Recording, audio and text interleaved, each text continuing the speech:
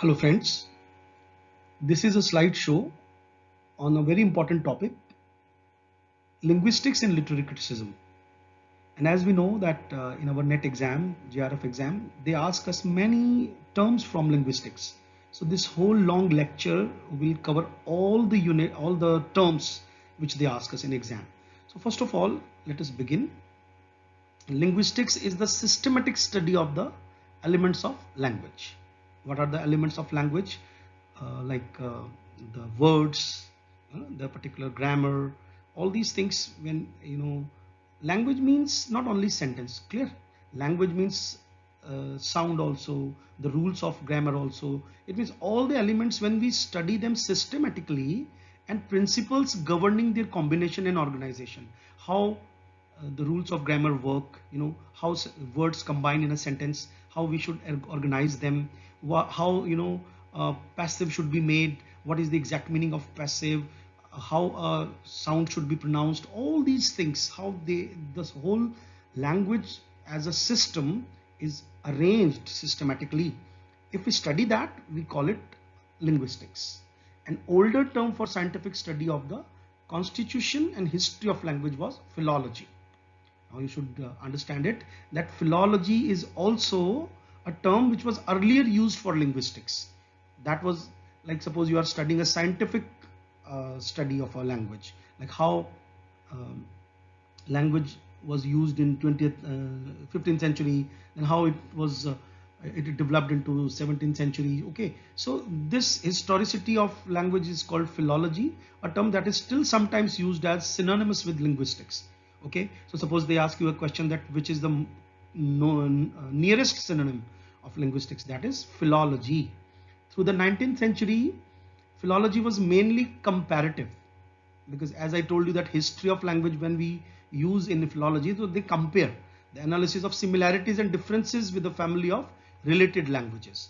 Like for Germany and French, German and French languages, suppose they are compared, and these kind of comparisons fall under the category of philology.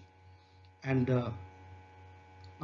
analysis of similarities and differences, and historical means the analysis of the evolution of a family of languages. That how, suppose we see Hindi, if we look at Hindi used in the old Hindi movies, then they speak in a very different manner, and today we speak Hindi in a very different manner. So this is the development, historical evolution of this Hindi. That kind of studies are done in philology, or of the changes with a particular language over a long course of time. Like suppose we read Mira, or suppose we read Shakespeare, we see that they used to write art. You have seen that thou art, thou means you, but today we don't use thou. Today we don't use art for r. Okay, Shakespeare uses dust for does, hast for has. So how it has changed over time. This is studied. This latter study, latter means baad wala, philology, the study of changes in language over a particular span of time, has come to be called diachronic. So here in the very first slide, we are trying to understand two very important terms which are commonly asked in our NET exam. Dia means two and chronic means time. When a study is done in the change of a language and its use, we called it diachronic study. Clear? The important developments in 20th century linguistics came with the shift to the synchronic study of the systematic interrelations of the components of a single language at a particular time. Now what we do, instead of doing diachronics, we have started talking about only synchronic. Synchronic means at the same time. Like suppose how English is spoken today in 2020 or 2021 in different areas of England. Okay, at the same time, we don't compare it with the past. Then we call it synchronic study of language. So what we have studied in this slide, the difference, what is the exact definition of linguistics first of all, then philology, then diachronic study, and then synchronic studies. Now a major contributor to modern synchronic linguistics was Ferdinand de Saussure. He's a very important name, friends, a French speaking Swiss, whose Swiss means his nationality, whose lectures on language as a self-sufficient system. What he said first of all about language, he said that language is a self-sufficient system. Language is not dependent on any other thing. Okay, and then he delivered these lectures from 1907 to 1911, which were published from his students' site. And in 1916, after his death, the students published a book.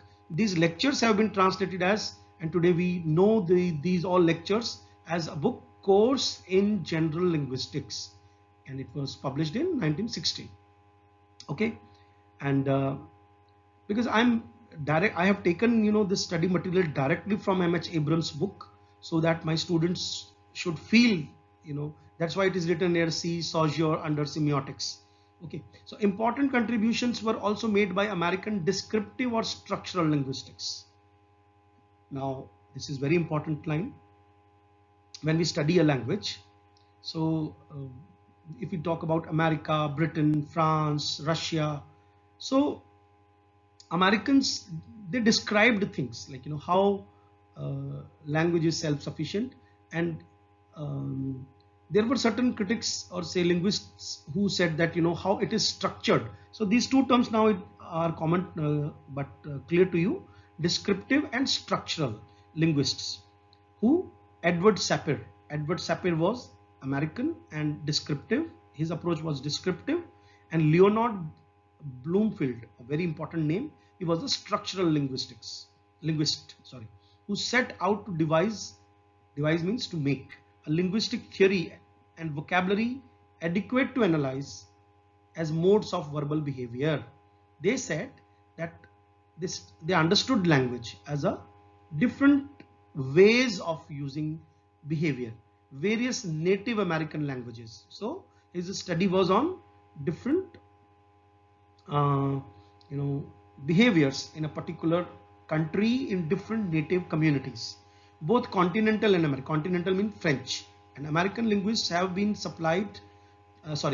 linguistics have been applied to the analysis of the distinctive uses of language in literary texts.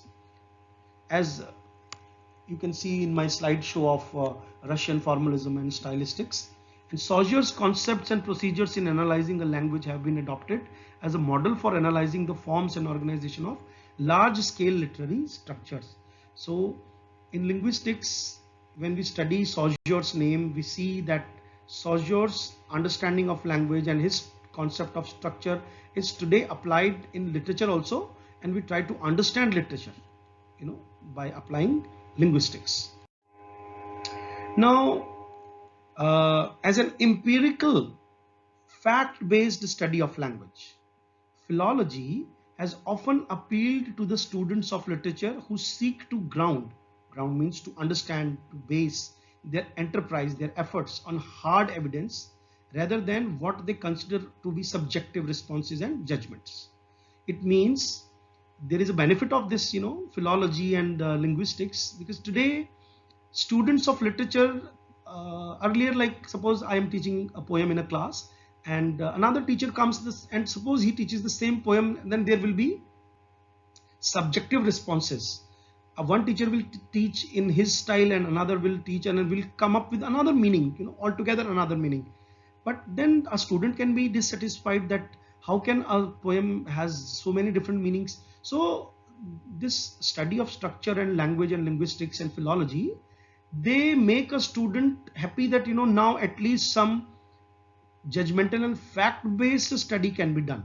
Several influential critics, including Paul D. Mann, Edward Said, and the medievalist Lee Patterson, in articles called A Return to Philology, argued that literary criticism needed to recover the discipline and rigor. Rigor means force of traditional linguistic studies. It means these people said that let us go back and start studying literature from linguistic standpoint, but by understanding its history and evolution also. Such calls for what is often termed as new philology have been especially strong in disciplines such as classics and medieval studies.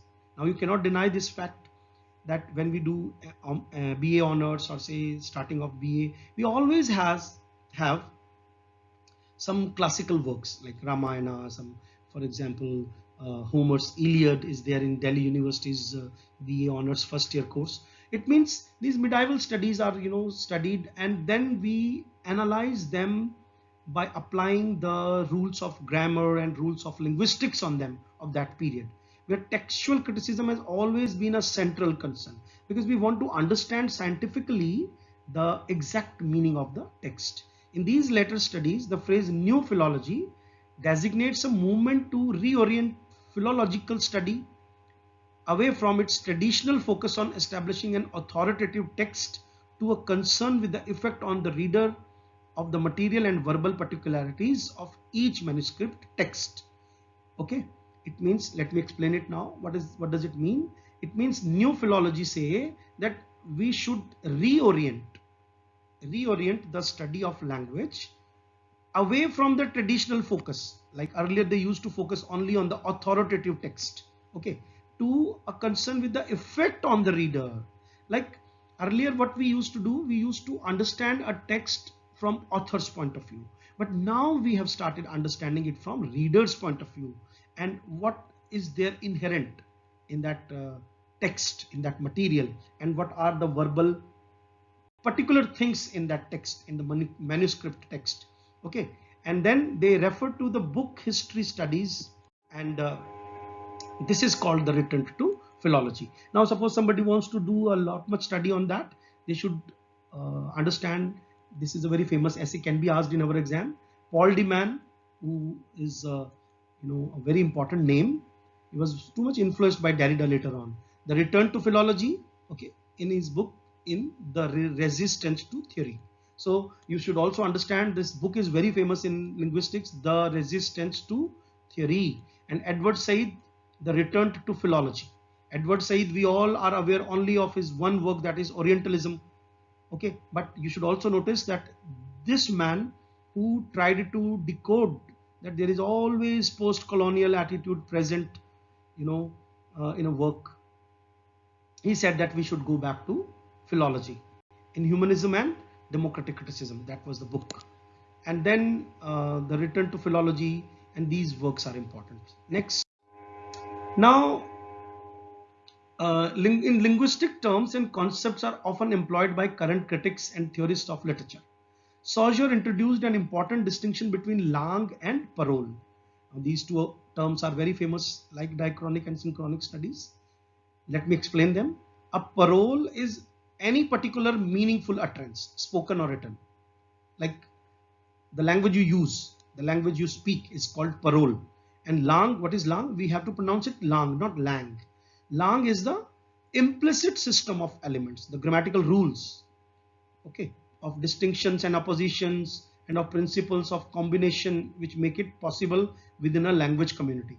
Within a language community means, for example, we speak Hindi, then we should know the grammar of Hindi, okay, and that, suppose we know the grammar of Hindi, only then we are able to use that in a particular community.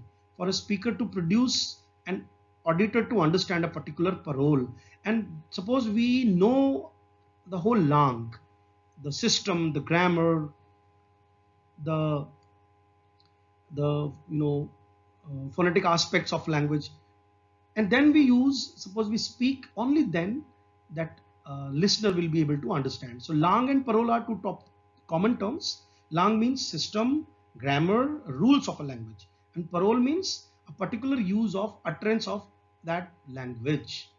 The linguist's primary concern in Saussure's view is to establish the nature of the underlying linguistic system, the langue. Okay, it means, as the structuralist, Saussure said that what should a linguist do? He should first of all understand the nature, how that grammar is working, okay, how that system of language is working. The American linguist Noam Chomsky, a very important name, has substituted for Saussure's langue and parole the distinction between competence and performance. So friends, let me tell you in a very simple language that Saussure used two terms, langue and parole, okay, and Noam Chomsky in America, he used the same terms but in a very different manner. He said that he used two words. One is competence, Okay, and another word he used was performance. Okay, that I will be just talking about. Here it is, performance. You can see competence means knowledge possessed by native speakers who have mastered or internalized the implicit conventions and rules of a language. So this is the same meaning. It means competence means I know the grammar of a particular language. I know uh, without any formal training. Suppose I am born in a community, then I have already internalized my grammar, okay, my conventions, my tradition of a particular language, that okay, these are the rules. That suppose in English, an English person is there, and he knows that banana, the plural of banana is bananas, and plural of formula is formulae. Okay, so he has internalized that, and that's why a small child can speak that language very fluently, and he can perform it. And what is performance? Performance, actual utterance of a particular sentence. So let us understand it. Saussure has langue and parole, and the same words are used by Noam Chomsky. And langue is competence and parole is performance. If I know the competence, I can perform a sentence. If I know the langue, the system of language, then I can use it. I can use that in parole. So competent speakers means perfect speakers, know how to produce such sentences without being able to specify the conventions. Like suppose we are all Hindi speaking students, or say Bengali speaking students, we know our conventions, and there is no need to explain that why you are using continuous tense or say perfect tense in a particular sentence, because you all know as a community these rules. Conventions means rules, and that enable them to do so, and because of that all use same kind of language. The function of the linguist is to identify. Now here comes the important point, that what is the function of a linguist? The function of a linguist is to make explicit the system of linguistic conventions. Now suppose I am not a Bengali, and mostly Bengalis say that uh, there is a less difference between uh, gender. Okay, a girl also says that मैं जाऊंगा, I will go. So then a person who knows the rules of grammar of Bengali will be able to explain to us. As a linguist, he can explain the conventions, that they have this feature, that there is no difference between the gender, and rules that the speaker unknowingly put into practice.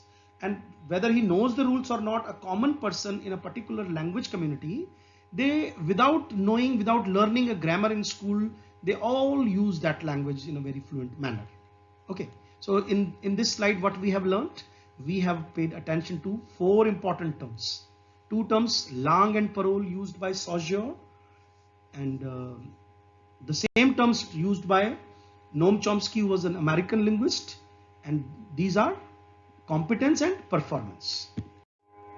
Now, if we see, linguists commonly distinguish three aspects that together constitute the grammar, the components and the principles of ordering the components in any natural language. Okay, whether it is French, English, or Japanese, and so on. First is phonology, that we try to understand the study of the elementary speech sounds, how a particular sound is used, that is called phonology. Second is morphology. What is morphology? The study of the ordering of speech sounds into the smallest meaningful groups. Okay, so morphemes and words. Morphemes is the smallest unit of word. Okay, so like letters. So we should know the, first of all, the sound. What is the difference between a smallest sound and the biggest sound, and then smallest word and the biggest word, and the syntax, the study of the way that sequence of words are ordered into phrases, clauses, and sentences. So here in this slide, what we are learning that commonly a linguist has three aspects of a grammar or a component of a language, natural language. Okay, that is phonology, morphology, and syntax. What is phonology? The study of the elementary speech sounds. Morphology, the ordering of these sounds by using some sign. Okay, they become words. And third, how these words should be arranged in a sentence, in a phrase, in a clause. So structural linguists usually present these three aspects as manifesting parallel principles of distinctions and ordering, although on successively higher and more complex level of organization. It means a common structural linguist will be understanding these three aspects by organizing them. A fourth aspect of language sometimes included within the area of linguistics is semantics. And friends, let me tell you that don't misunderstand these things. All these words are used, in language, and they have been asked in exam also. So semantics is the fourth aspect. And what I was talking about, that all these words have been asked in our exam. Sometimes they ask, what is the meaning of phonology? What is the meaning of morphology? What is how? You just look at the previous papers and you will find that these words are very important. And the semantics is also very important. Semantics is what? The study of the meaning of a word and of the combination of words in phrase, sentences, and larger linguistic units. So in a nutshell, I would say that semantics means the study of the meaning of words. Now, meaning can be traced, by looking at the phrase also, the sentence also, and the longer paragraph also. That is the larger linguistic units. In the area of semantics, Saussure introduced the terminology of the sign, a single word as constituted by an inseparable union of signifier and signified. Now that I'm going to explain in the next slide. Now friend, as we have seen that in phonology is phonetics, the physical description of the elementary speech sounds is all known languages and the way they are produced by the vocal apparatus. So what we are studying, that in phonology we try to understand, we try to give our sound a sign. For example, suppose I want to speak m, then this m sound, we create our philologists, or say the phoneticians, they created m sign, a symbol, which became a standard phonetic alphabet. Okay, and that alphabet represented in written form all these speech sounds. Another branch is phonemics. Okay, now what is phonemics? Phonology is, what is phonology? Phonology means the study of the sound. And what is phonemics? Which deals with phoneme. Phoneme means the smallest sound, the smallest units of speech sound within any one natural language are functional, that is, which cannot vary without changing the word of which they are a part into a different word. For example, m has a particular speech sound, then that sound will not change into if it is used in the other words. Thus in the English word represented by the spelling pin, if we change only the initial speech sound, we get three different words: pin, tin, din. But this n sound is same in all the three words. If we change only the medial sound, we get, suppose instead of I we use e, then pin will become pen. If we use u, the pen will become pun. So if we change only the final sound, we get, instead of n we suppose put t, then pin become spit, pill, etc. So from the matrix means this web, this whole complex of such changes, we determine that each of the individual unit represented by the spelling, these letters were there: P, T, D, I, E, U, and N, T, L. Now P, T, D were in the initial place, I, E, U were in the middle, and N, T, L at the end. Function as differentiating phonemes within the English language. It means these are sounds. Each language has its own system of phonemes, which both overlaps with and diverges from the phonemic system of any other language. For example, in Hindi we have a n sound or l sound, but that l or n, these sounds are not present in English. For example, in Hindi we can say khaki, is kh shabd, this letter, but that sound is absent in English. If we want to pronounce khaki, then we have to pronounce it khaki. We cannot say khaki. Clear? So the imperfect success that a native speaker of one language, such as German or French, manifests in adapting his habitual pronunciations to the phonemic system of a different language such as English is a major feature of what we identified as a foreign accent. This is very simple to understand, that suppose we people, let us not take this example We take our example. We are Hindi speaking people, and that is why when we speak English, we can't adopt to their exact sound patterns. So they say that your accent is a foreign accent. So like a French person cannot speak exact English, okay, whether he uses exact grammar or sentence patterns like we in India use, but then we cannot use accent. So because of this phonemic sounds or understanding of phonetics, we know that there is a difference in the sound. Now, as we know that even within a single language, however, a native speaker will vary the pronunciation of a single phonemic unit within different combinations of speech sound. For example, it will vary. Vary means change the pronunciation from one utterance to another.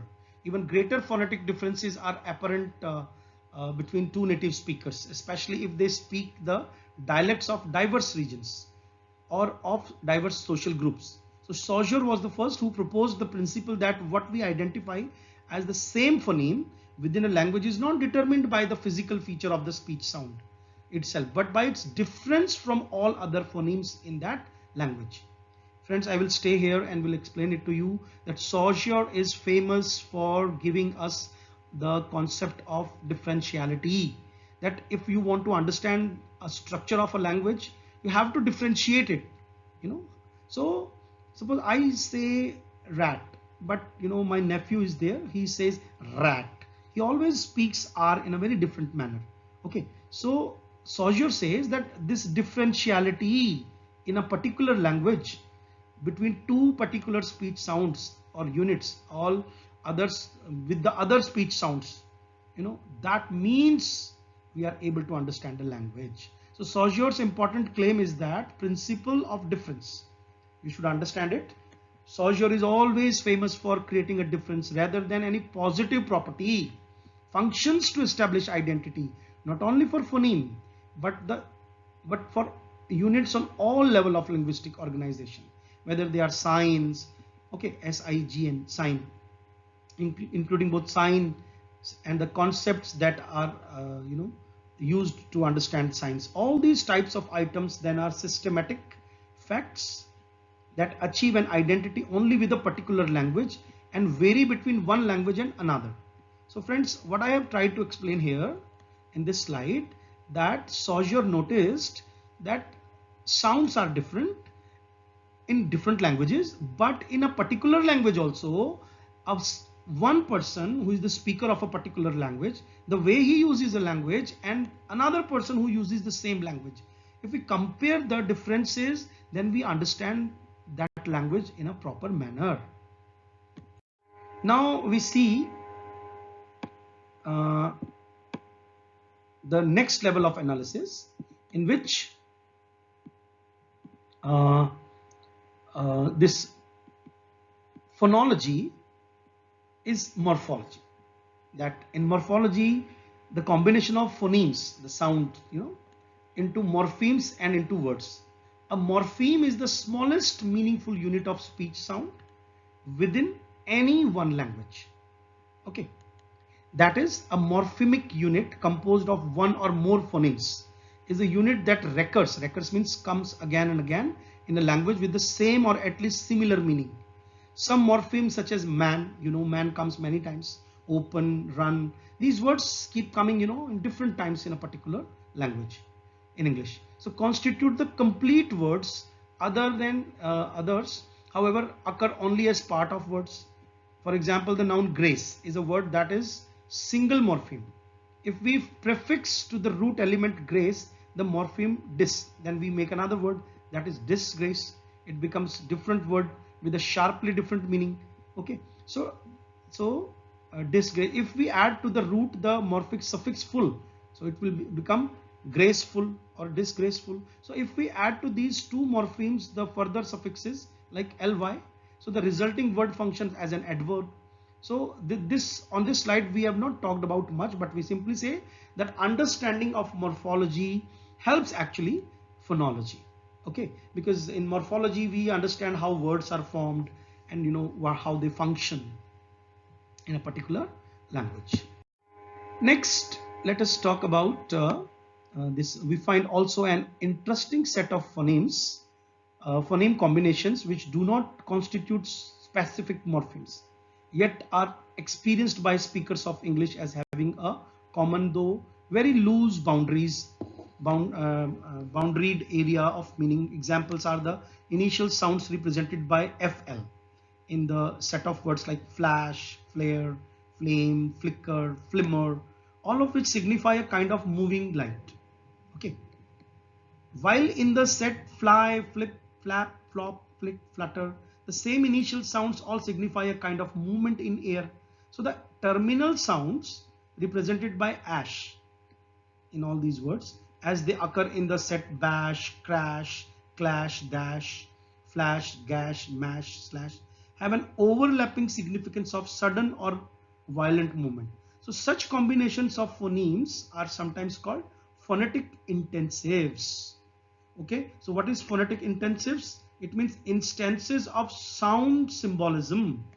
They are important components in the type of words exploited especially by poets, in which the sounds of the words seem peculiarly appropriate to their significance.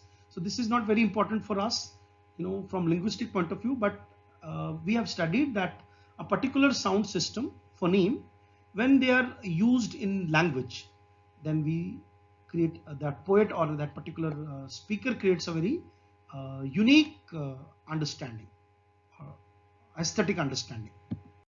Now, in this slide, let us talk about this phonemes, morphemes, and words are all said to be segments of the stream of speech sounds, which constitute an utterance. Because while we are uttering something, we are using phonemes also, morphemes also. So linguists also distinguish supra-segmental features. Friends, pay attention to this word. In 2020 also this question was, I think, the very first question in exam. What is the supra-segmental feature of a language? So what is supra-segmental features of language? Consisting of stress, juncture, and intonation. Like suppose I speak a same sentence. I say good.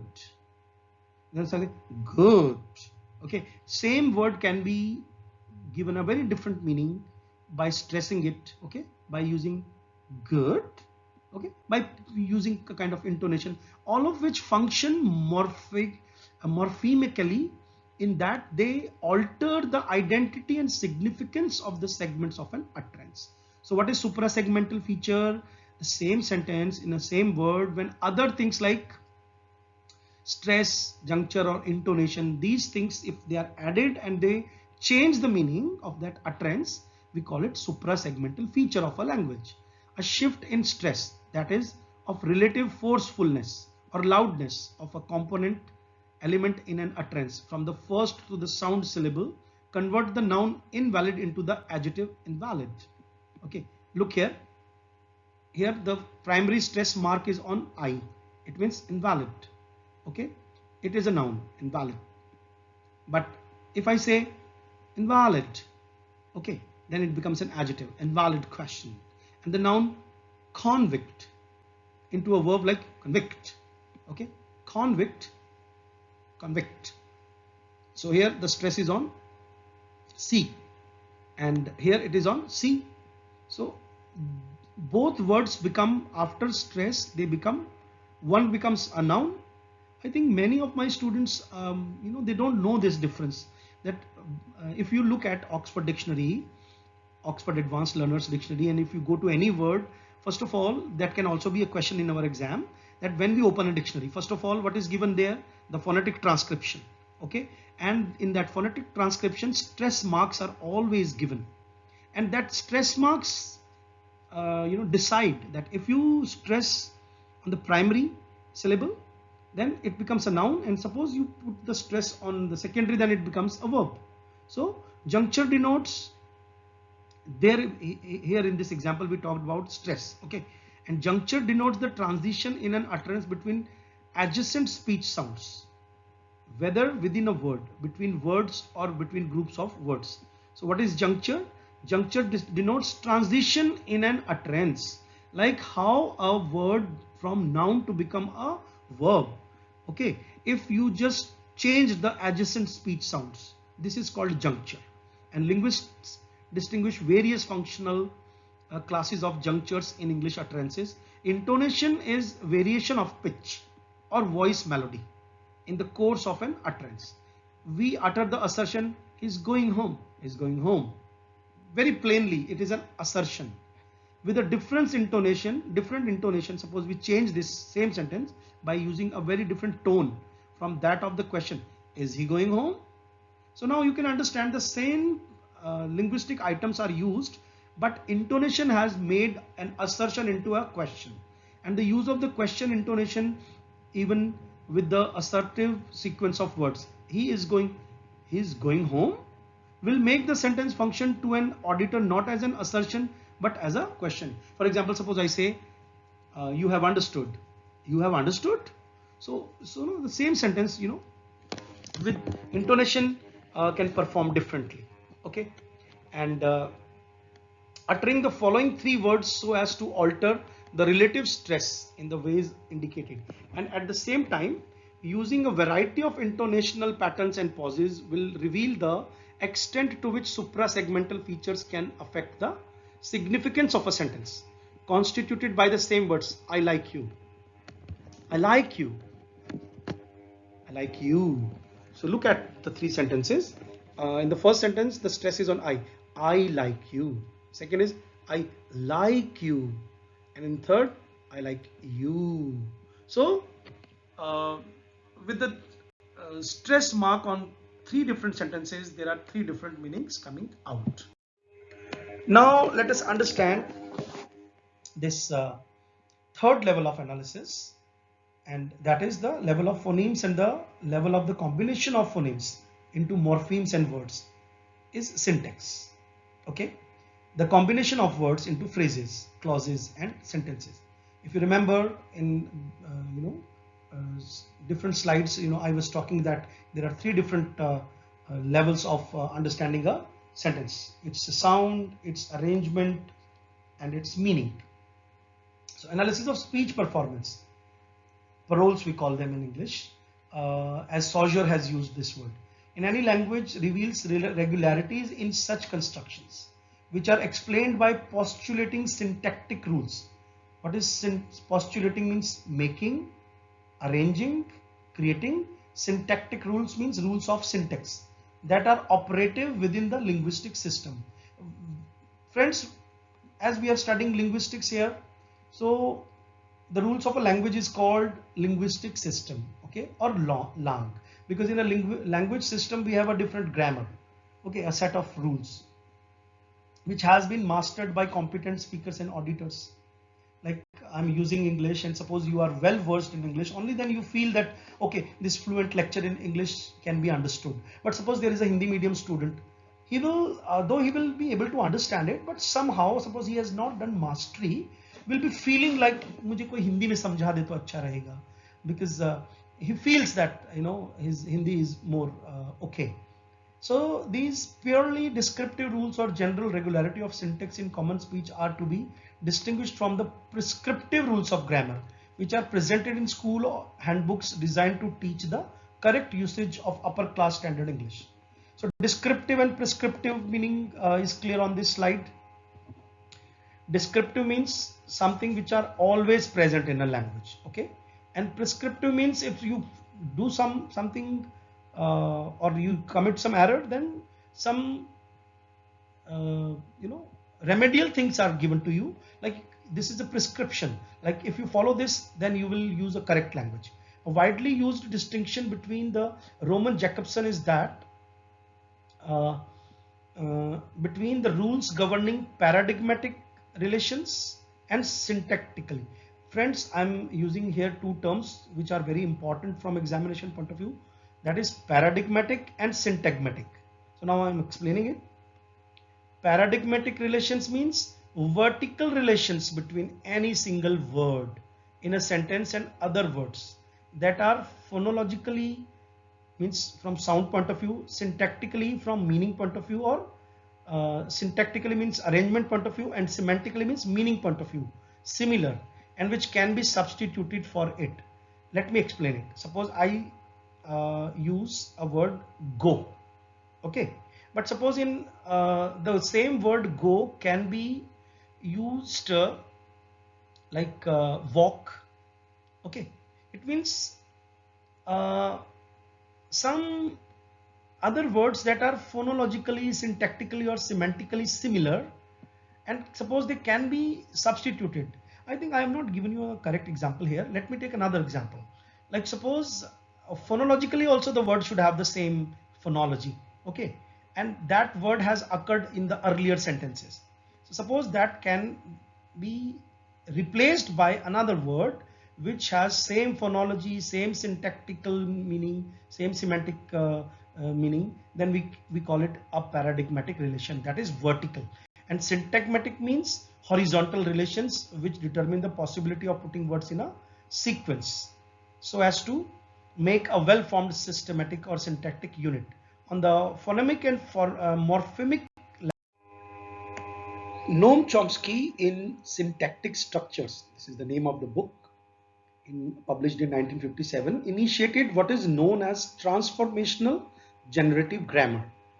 Now, for the students of literature, when certain terms of linguistics and grammar and all these come in our exam, they don't ask us, in-depth analysis. So, for example, earlier I have seen these two kind of questions, like, who wrote the concept of transformational generative grammar? So, it was Chomsky. He was an American. He is an American, sorry. Chomsky's persistent emphasis is on the central feature he calls creativity in language. Let me speak for some time on this creativity. Noam Chomsky is famous in the world of linguistics today by simply saying that, we human beings, when we use language, we always use language with some newness, with some creativity. We don't speak like birds, same kind of sounds again and again. We speak the same thing, suppose five times, then we are always bringing some newness, and that is what he says, that there is a creativity in human language, okay. The fact that a competent native speaker can produce a meaningful sentence which has no exact precedent. Precedent means earlier. Suppose, as I told you earlier, suppose I want to say, bring me a glass of water.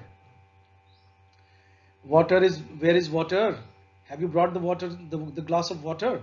The same thing I can say in different manners with different creativities, which do not exist earlier in the speaker's earlier linguistic experience, as well as the fact that competent auditors means listeners, can understand the sentence immediately, although it is equally new to them. So when same speaker, like two brothers are talking, and if you ask them to or we record them, we find that they are using same kind of sentences, suppose daily. Suppose the elder brother is saying sit on the carrier of the cycle to his younger brother. He says it daily, but again there will be new creativity in the same sentence almost daily. To explain this rule-bound creativity of a language, Chomsky proposed that native speakers and listeners' competence consists in their mastery of a set of generative and transformational rules. And that is why the name of his book or method is Transformational Generative Grammar, that they transform the same patterns of words in a sentence. Okay, so they keep transforming and then they keep creating new sentences. That is why this grammar is called transformational generative grammar. This mode of linguistics is called generative, in that it undertakes to establish a finite system of rules. We all know that we have a very set number of words in a particular language, set number of nouns, set number of verbs, okay, and set number of rules that will suffice to generate. But by using the same, let me give you another example here to understand. You know that our mother, she cooks food. Father can also cook, and same material is present. For example, same potato, but every day mother can cook a very different dish with new creativity. Clear? She can generate new thing with the same material. In the same manner, in language we have same rules and same vocabulary, but then we keep generating new sentences in the sense that it will adequately account for means will give response to the totality of syntactically well formed sentences.